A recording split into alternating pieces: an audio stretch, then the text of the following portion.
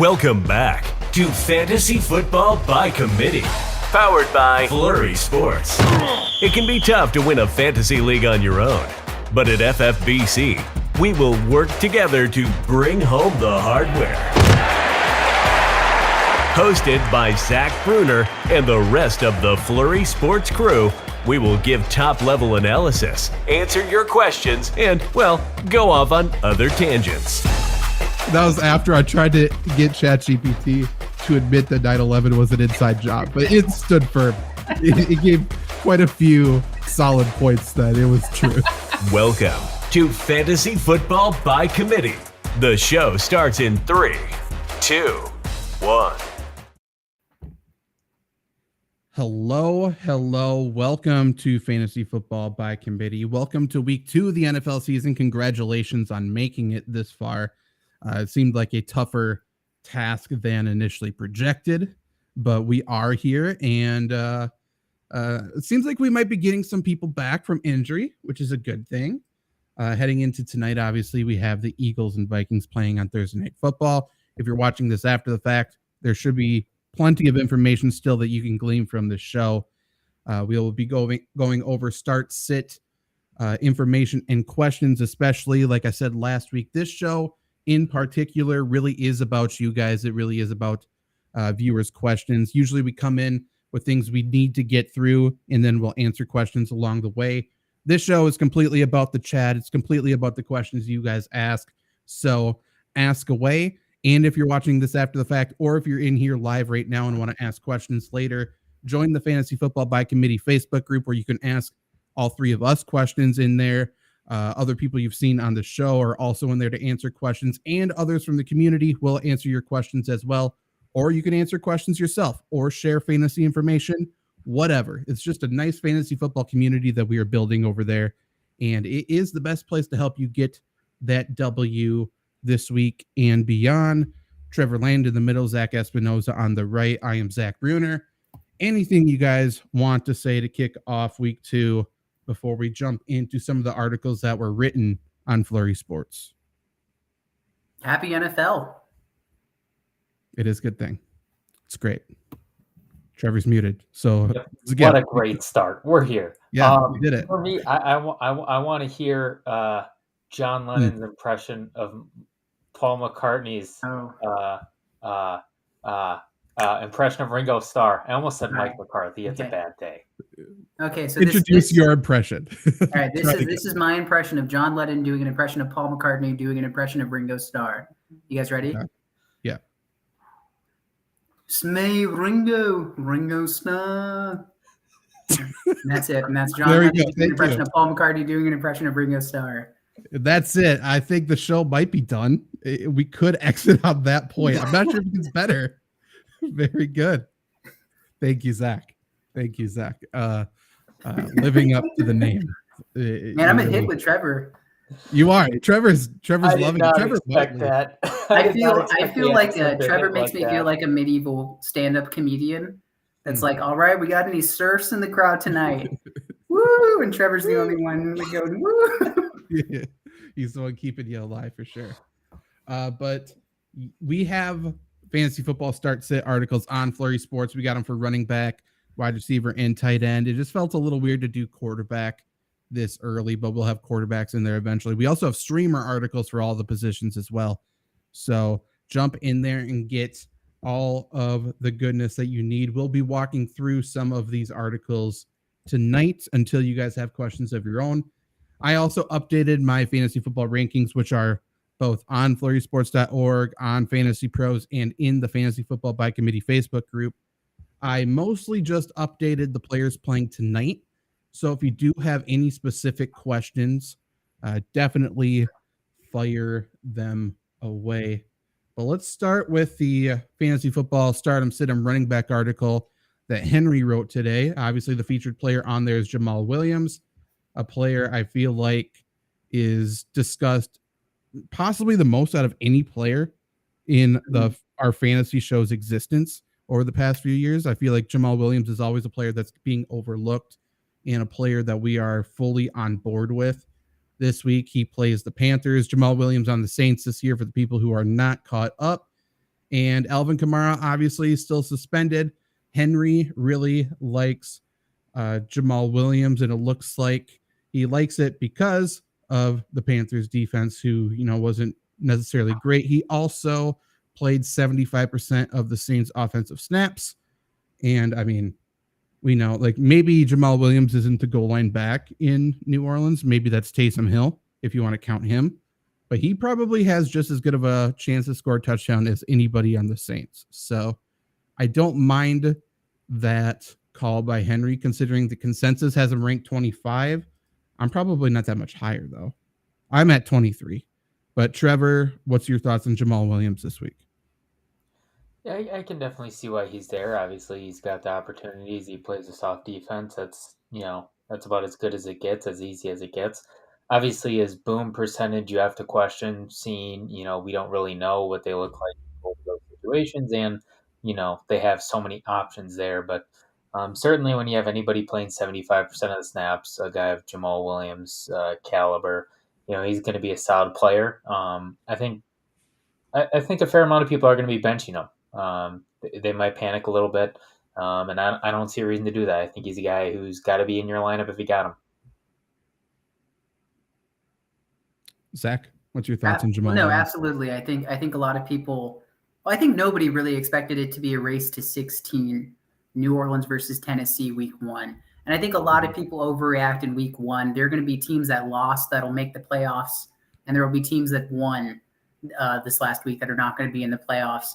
But I think it's like you said, you hit the point. Panthers are most definitely a soft defense. He played 75% of the snaps, and that's how many points that she got you in week 1. Wasn't a game changer by any stretch of the imagination, but it was at least a good, solid floor. So, the upside is better than the downside. For sure. His other featured start in that article amongst running backs is playing tonight with DeAndre Swift. He wrote it before I think a lot of the consensus got to switch their ranking of him, because Kenneth Gainwell obviously ruled out for the Eagles tonight. Kenneth Gainwell served as the running back 1 last week. Well, Swift was active, but really didn't do much. Rashad Penny was the other big addition to Philadelphia this offseason. He wasn't even active. He'll be active tonight. Who knows truly what Philadelphia is going to do, especially with the comments that Sirianni's, said about Swift in this backfield as a whole. But if I'm ranking them, and I guess I am, I believe in Swift more than the others. I think he'll be used in a variety of ways. And I have him ranked as a RB2 this week. Zach, do you have more confidence than me about Swift, or not really? No, just about the same. And I think it's the unsatisfying answer we won't know until we find out, especially with Sirianni's kind of sporadicness, the Philadelphia offense as a whole. There's so many mouths to feed. I think it truly is just going to be the unsatisfying answer of the committee. It's just going to be a week to week.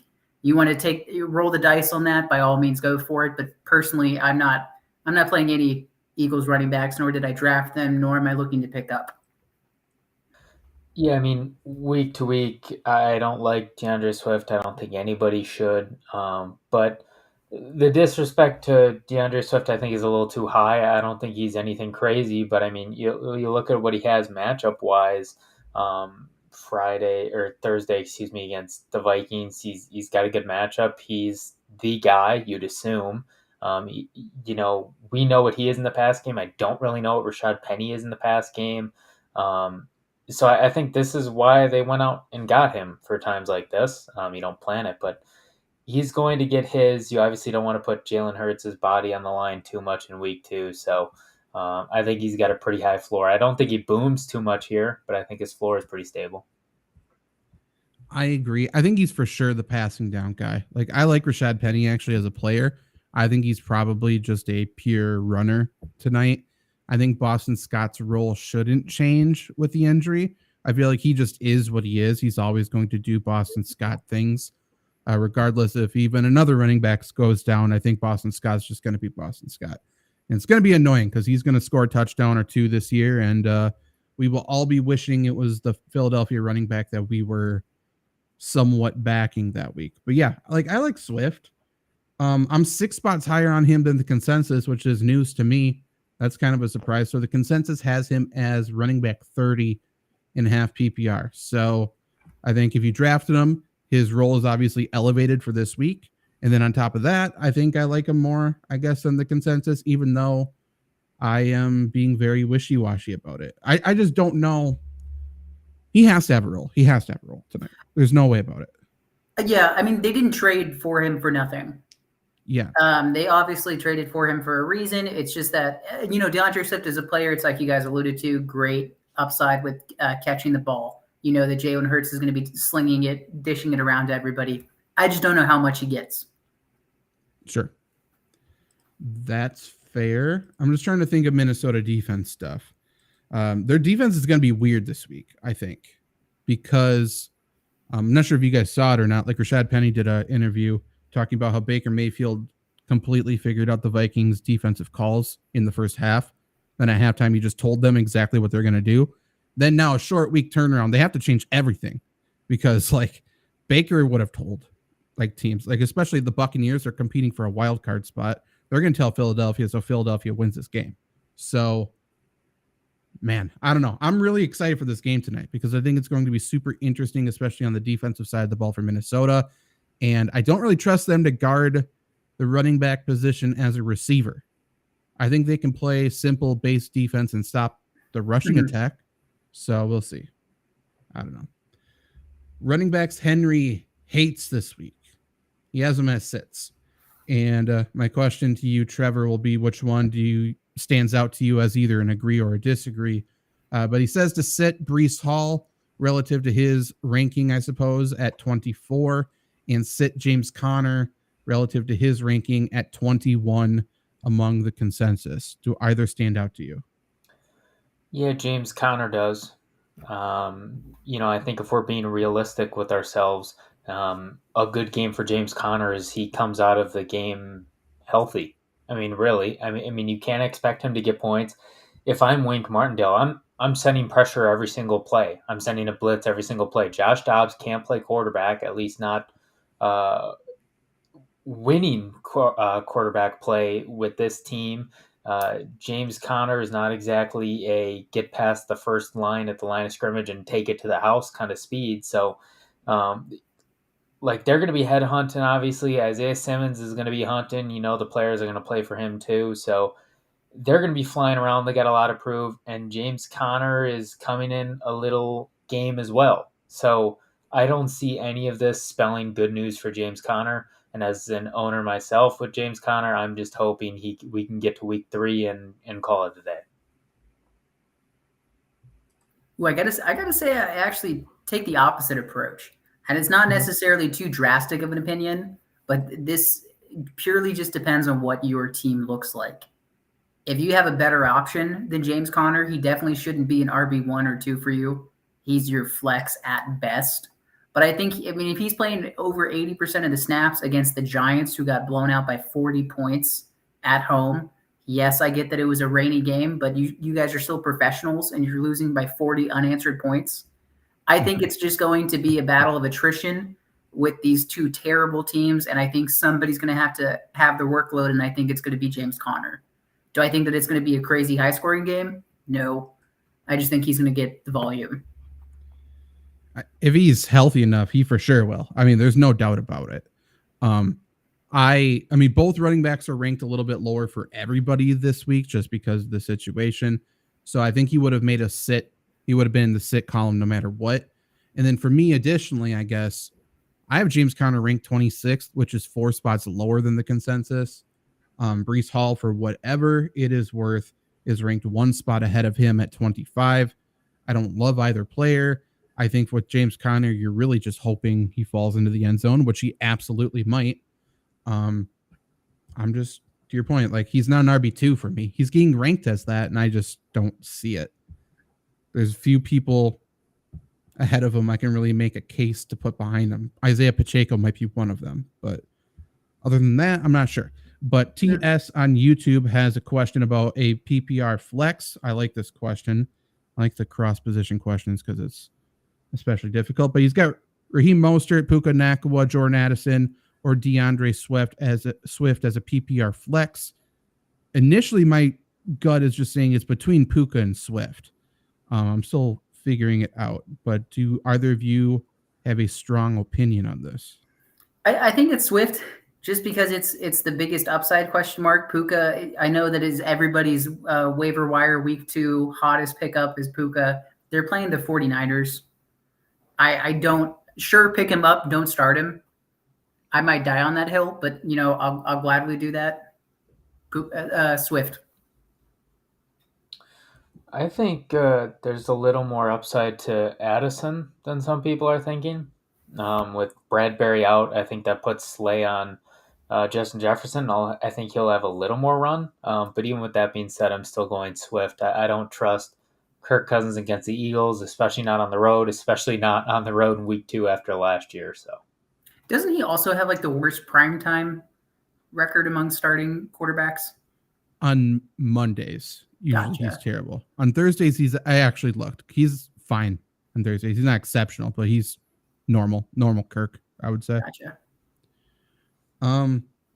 Yeah, like I said, it's between those two to me. And truly, my mental process right now, I'm trying to think about who has the more guaranteed touches between Puka and Swift. And it might be Puka in that role. How reliant do you think the Rams O-line is? Not. That's why I think he's going to see a bunch of short passes. Do you think that Stafford can even get the ball out in time?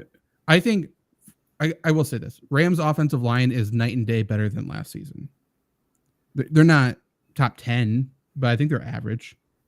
That's fair. Yeah, I think Stafford's fine this week. I think the Rams lose, which means they're going to pass even more.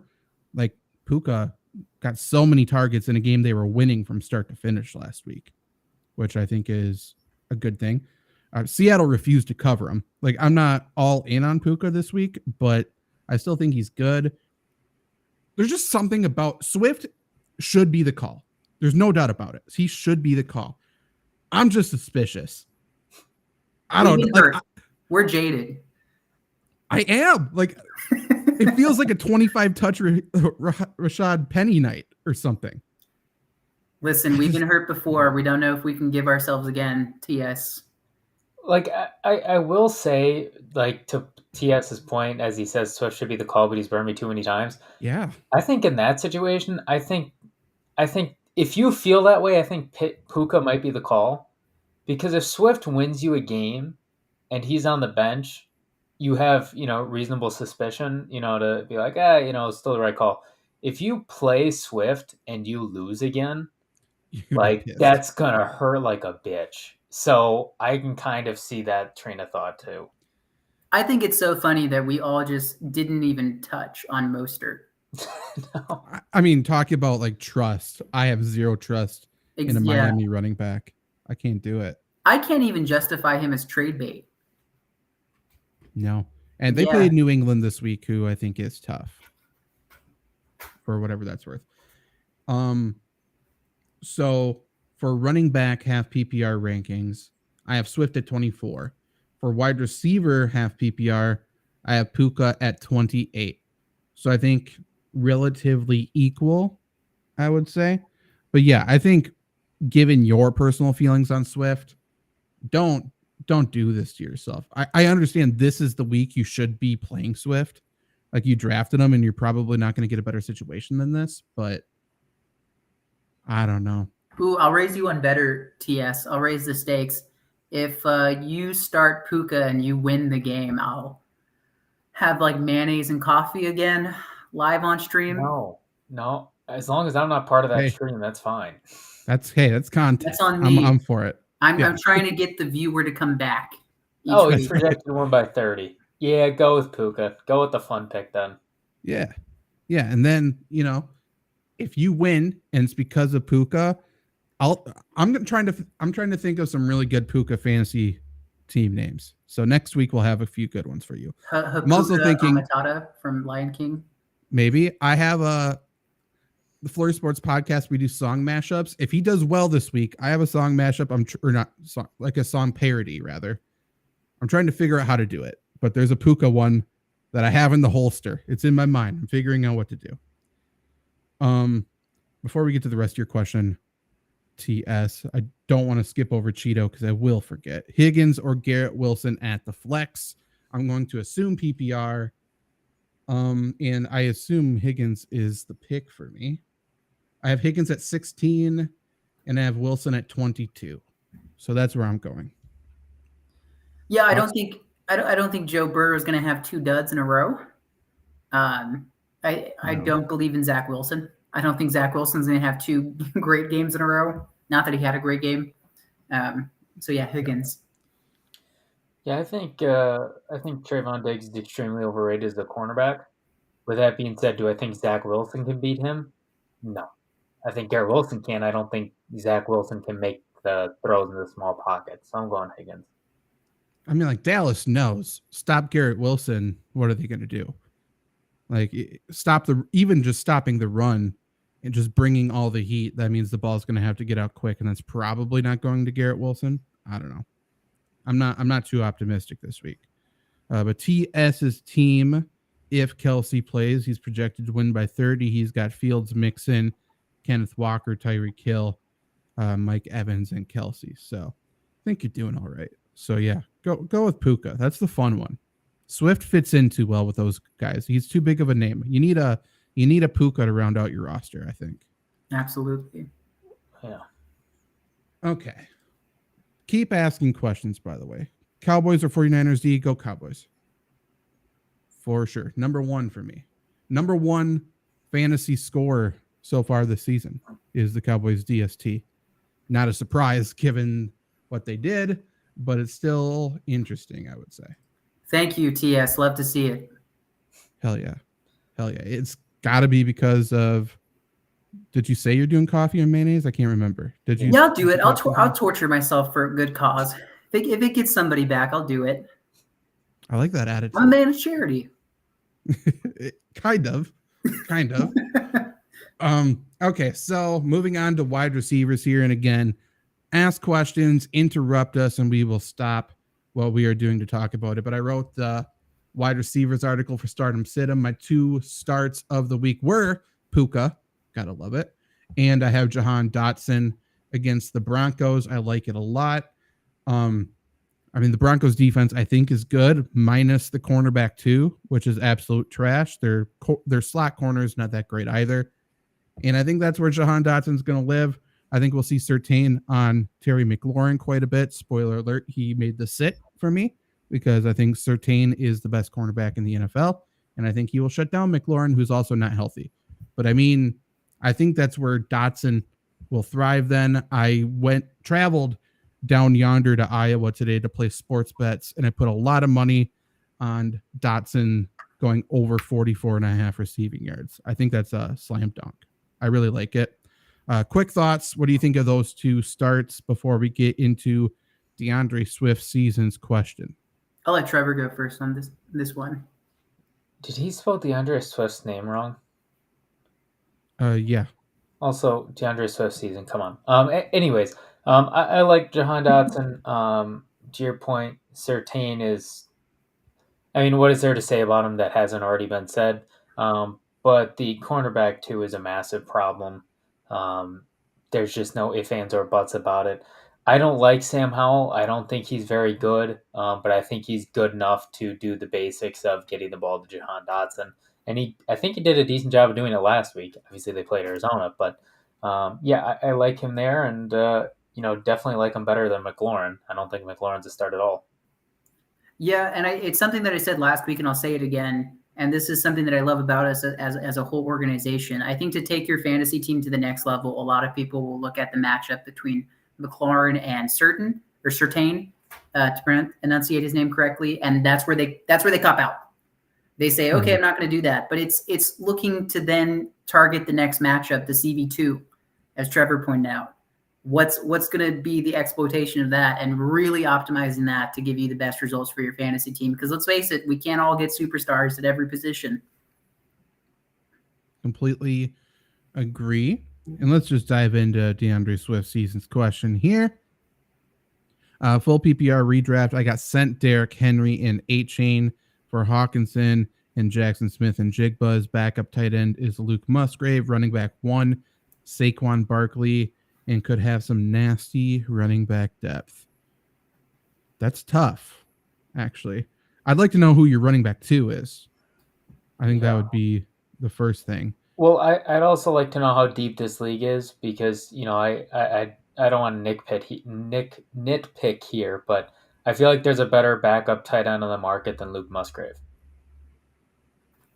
Possibly. Fair. Zach, what's your thoughts? Oh, no, I agree with Trevor. Well, RB2 is James Cook, 12 team. Oof. Okay. What's the rest of your team look like? You gave up Hawkinson and JSN?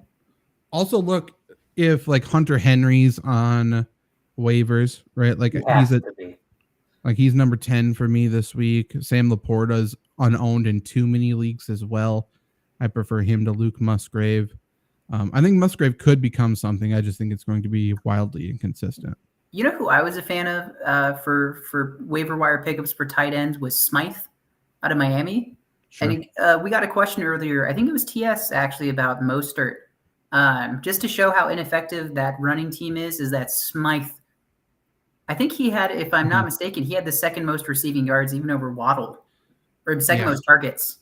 Yeah. I don't know how predictable that's going to be, but it's definitely something to watch for this week. Because if he does it 2 weeks in a row, like he's unowned right now. Nobody has him. But Swift says that Henry is available.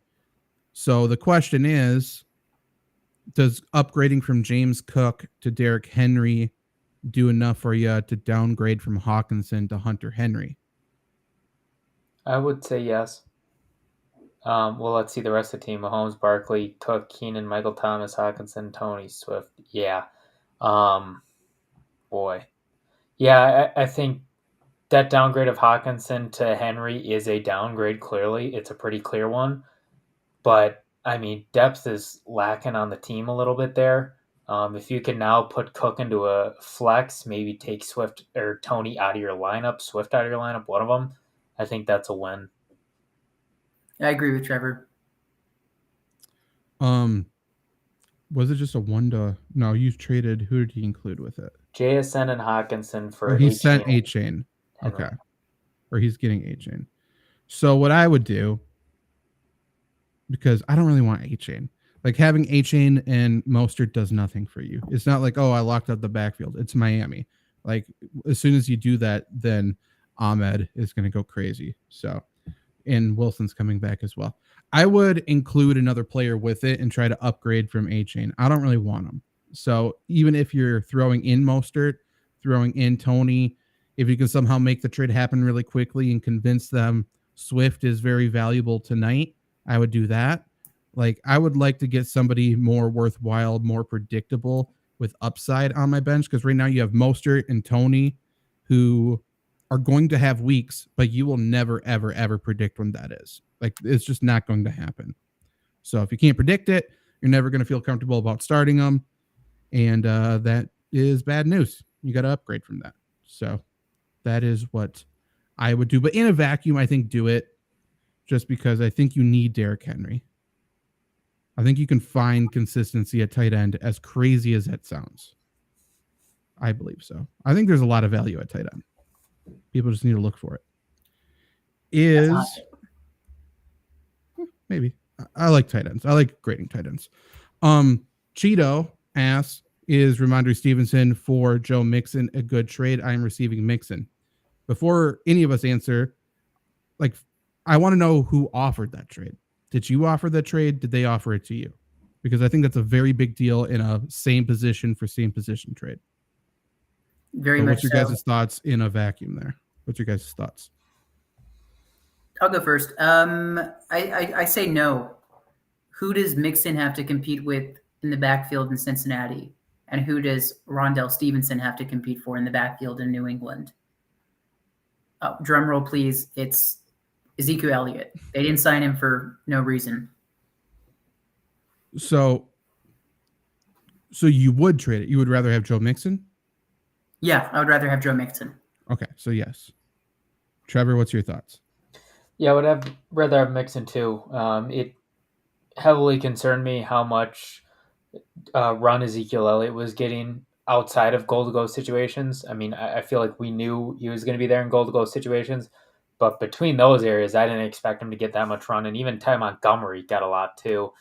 Stevenson pulled it back. I think he had 6 receptions, but week to week, man, that his value was just plummeted for me. That is fair. I just think if you are a person who is offering your running back for another running back, you hate your running back, or you absolutely love the other running back. Like, there's no reason to make that trade unless you think it's a lopsided trade in your favor, right? So with that in mind, I would rather have Joe Mixon, so I would accept the trade, but I'm not going to accept it up front. Like, you can get more for sure. They're for sure willing to part with more. There's no doubt about it. So I would throw in a bench player that you don't like and try to upgrade that bench player or something like that, you know? Absolutely. Swift says they could get Tyjae Spears instead of A-Chain to lock up the Titans backfield. Much rather do that. Yep, I would do that in a heartbeat. Are you guys a fan of handcuffing? I mean, not necessarily handcuffing yourself, but pairing up? For most situations, no. For Henry, just because of the situation he's in where, like, he's going to break down eventually. I don't want to try to predict it. It's probably not going to be the season. But if it is, then you immediately have our RB2 because I know the Titans like Spears a lot. That's fair. But like, I don't know. What's a better example of another handcuff that, like, if you have Nick Chubb, I'm not chasing any backup running back in Cleveland. I don't care. No. There's no reason. I forgot who it was. I think it was ESPN or something I saw earlier today had their like top 50 rankings. And I think it's Jerome Ford is the backup in Cleveland. And he was like 48 or something. And I was like, yeah, I don't know. And I was like, you got paid how much to write this? Yeah. Like, I'm more convinced. I mean, there's no doubt about it. If Nick Chubb goes down hurt, the best running back on the Cleveland Browns is not on the roster right now. They will sign somebody else. It's not going to be Jerome Ford. There's no Absolutely. shot. Grimsy on Twitch for his flex spot. And reading this quickly, I had an issue because it's Breece Hall, Amari Cooper, and Zay Flowers. I'm so scarred that I thought Amari Cooper was Amari Rodgers. And I got angry. Like, well, who is this man? But flex spot, let's assume PPR, Breece Hall, Amari Cooper, Zay Flowers. You guys answer. I'm interested to see where I ranked Amari Cooper this week. I say Amari. Cleveland's paying Pittsburgh, right? Yeah, that's why. I don't necessarily believe in Amari Cooper as a whole for the season. I have my reservations that I spoke about last week, but I believe in the matchup against Pittsburgh. And I also just don't trust Lamar as a quarterback.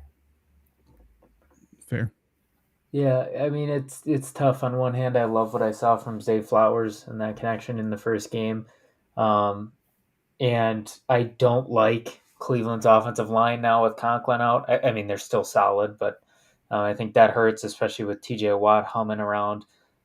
But I still got to go Cooper because that Steelers secondary was bad, in my opinion, this past week.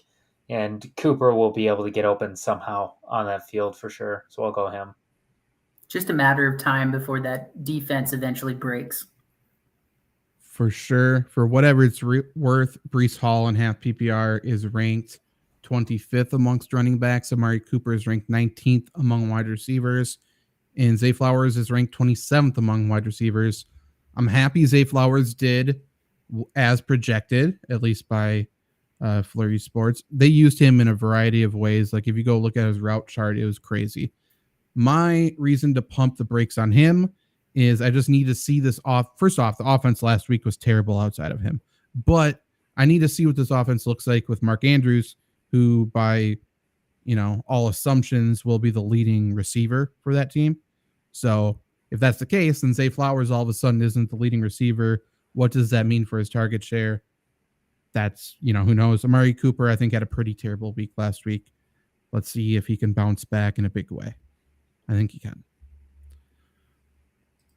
Quickly, We'll be on here for another 5-ish minutes or so. So definitely get your last second questions in. But just to go over it quickly, the stardom sit-em for tight ends this week on Flurry Sports. This was another one that I wrote. My 2 starts were Hunter Henry and Sam LaPorta. They were also 2 of the streamers I wrote about earlier this week because they were owned in far less than 60% of leagues. So if you're reading this, obviously we had one person in chat already. Or if you're watching this, we already had one person in chat find out Hunter Henry is on waivers. Look for both of them. Like, I think they're both good plays this week. My 2 sits were Pat Freiermuth and Dalton Kincaid. Kincaid, I mean, we need to see how he's going to be used. Obviously, he played even fewer snaps than Dawson Knox. He played alongside Dawson Knox a shit ton. So if that's the case, then he is for sure not the number 1 red zone option amongst receivers, which lowers a tight end's value dramatically. And Pat Freiermuth, again, he's seeing a little bit less snaps, I believe, but overall, it's just that Pittsburgh offense was so pedestrian. They continued their same terrible ways under Matt Canada. So I'm not going to trust Pat Freiermuth as a tight end 1 this week. And he's owned in like 90% of leagues. Like, he was one of the top tight ends drafted. And he's nothing more than, like, he's in that same massive tier afterwards. You can pick up 10 to 12 guys who are going to be better, probably. But Zach, what do you think of the 4 tight ends I named? Do one of those spots stand out to you? This is an indirect answer to your question. One, I love the Sam LaPorta start. I guess I will answer that directly. But in regards to sit, I think Darren Waller should be a sit. Apparently, the reports are that his injury is a nerve injury and it's still lingering. And secondly, it's not breaking news. The Giants suck, at least on offense they do. I don't trust Daniel Jones. I don't trust the Giants. I don't trust Darren Waller. I think he should be a sit in this article as well for the rest of time. Fair enough. Trevor? I'm going to make a bold claim here. I think Sam LaPorta is going to win some people their leagues. And I know that's a pretty bold statement to say he's going to win you your leagues, but I mean, he was half PPR tight end 11 last week, PPR tight end 8, I think. Yeah, tight end 8. He's a guy that went undrafted. And if you can pick him up and you were a team that didn't bite early on one of those early tight ends and got more depth at running back or wide receiver, or maybe got a Hurts or a Allen early, like, that's going to help you. Dude's an absolute stud. There's a role for him in this offense. We've been talking about it since they beat the Packers last year in the fall at the game we were at. There's a huge room for this tight end, for any tight end in here to thrive. That's clearly him. And I think you can definitely make an argument, no matter who he plays, he's a stardom for tight ends because he is just not valued yet. And to your point, you talked about rookie tight ends, that being the case. And until that changes, there's no reason he shouldn't be a start. Clip that, send that to everybody in your league. Because while I think he's good, we talked about this 2 months ago. Sam LaPorta is going to come out of nowhere to most people because he was undrafted. He's going to be really good to start the year, and then he's going to be a sell high candidate. So keep hyping him up. He's going to have another good week. He probably has another good month in him. We're going to sell his ass. We're going to sell him on the high. We're going to keep hyping him up, and then you are going to reap the rewards. Trust me. You do not want him down the stretch. The Lions schedule patty cake, especially for tight ends to start the year, but then a mixture of a harder schedule. You get that rookie wall. You get a lot of these things popping up. They're going to be running the ball more later in the year, so he's going to be more as a blocker than a receiver. Jameson Williams comes back, so his target share goes down a little bit there. There's so many things. We're going to trade him. But for now, pick him up. Talk about how good he is. Oh, you're a genius. You found him. A rookie tight end. Who to thunk it? They never produce. Sam LaPorta is going to produce. He's going to be the MVP. Oh, you want him? Sure. That's what we got to do. That's what we do. We make winners, baby. That's right. TS says that Puka popped up on the injury report. I just typed it in. I'm trying to figure it out. Was it his back from carrying the Rams last week? Kind of. It was an oblique injury. So whatever. Who cares? He's fine. Ian Phillips, please help pick 2. Kelly, Madison, Addison. I mean, that sucks because 2 of those are tonight. I say just to play the safety and not shoot yourself by going 2 on the same team. I say you go Madison, Kelly. I absolutely think the same way. Kelly got half the carries last week, and Eckler didn't walk in with an injury designation. They want to get Kelly the ball. I think you got to start him. It is tough, though. And no matter what, you got plausible deniability. If you can lose it, you can just blame it on a bad Thursday night game. Easy money. Yeah, I'm sitting Addison. Like, he got those carries because Eckler got hurt. But, I mean, theoretically, they would manage his workload regardless because of the injury. So we'll see. But, yeah, I'm going Madison, Kelly. And let's just hope Addison continues to get the 3rd most wide receiver snaps on the team tonight, which he should. So that's what I'm doing. But yeah, TS, stick with Puka. Oblique injury. It's fine. He's okay.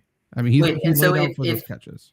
TS, if you win, you have to come back next week to announce your win, and then I have to make my coffee with my mayonnaise. That's right. Yeah, shouldn't be serious. Enjoy the Thursday night football game tonight. We are going to exit so we can do so as well. I'm excited for this game. I think this is going to be a very good game. Not necessarily high scoring. I think there might be less points than we imagined it to be, but I think it's going to be good from a football standpoint, and it'll be even better if the Vikings lose. Everyone loves the Vikings losing, I think. So Absolutely. Let's see them choke. But yeah, we'll be back. Well, tomorrow night, by the way. Tomorrow night, Flurry Sports 10K stream. We hit 10K, so we are going to be doing something for the Flurry Sports podcast on here around 8 p.m. Central. If you're a wrestling fan especially, definitely tune in. Not much is planned. So if you listen to the Flurry Sports podcast, I think you understand that's probably our MO. But it's a celebration. Come hang out and celebrate with us. We'll be here 8 p.m. Central tomorrow night.